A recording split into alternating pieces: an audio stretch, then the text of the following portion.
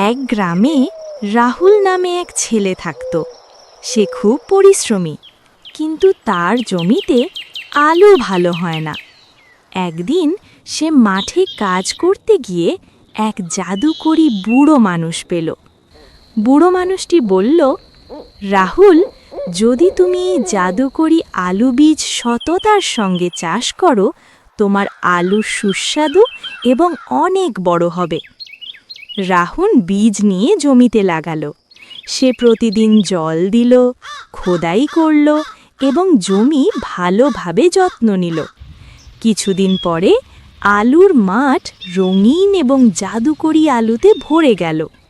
রাহুল ভাবল, এই আলু শুধু নিজের জন্য খেতে পারবে না, তাই সে গ্রামের মানুষদের সঙ্গে আলু ভাগ করল। গ্রামের সবাই খুশি হলো।